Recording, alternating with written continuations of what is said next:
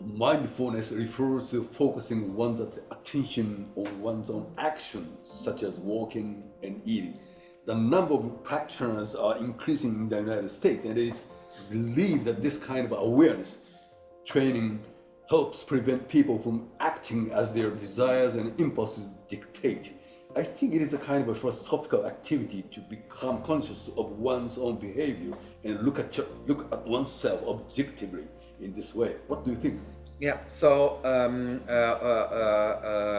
there's one shortcoming in the whole mindfulness movement, right? Okay. It's too individualistic. Oh. So like we might all have this. So if we have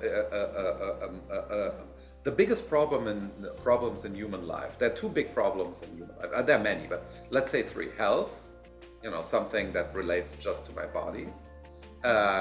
Social problems, love problems, family relationship problems, or having a bad boss, right?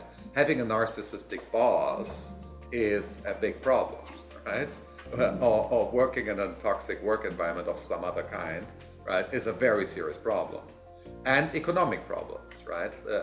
You lost your job and you can't find a new one, right? These are the biggest problems that people typically have, right? And they don't go away by being mindful, right? The solution is not change your inner state, right? So while this is an important contribution to also avoiding this for the next time, right? So if humans are in toxic relationships, right, sometimes it's just a trap. Sometimes you attract them, right? And then you need to clean your soul in order to avoid the next one, right? But mindfulness alone doesn't do it, right? That's also the shortcoming of Hinduism, right? We must never forget that in the Bhagavad Gita, right, what Arjuna learns from Krishna in the famous moment is how to kill his family in a mindful way, right? And if you look at the Second World War in Japan, right, Buddhism was heavily involved as well.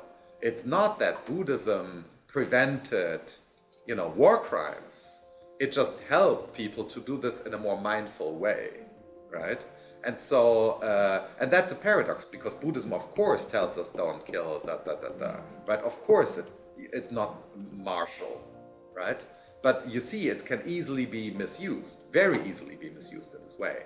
And so the mindfulness training in the States in particular, right, is just a way of avoiding the solution of the real problem, right? We need to create social conditions where narcissists are not typically billionaires. So currently we have a billionaire narcissism problem, an ego problem. We have a real ego problem, right? And the real ego problem doesn't go away if those who suffer from it meditate more, right? So that's why I think a true mindfulness training would be social.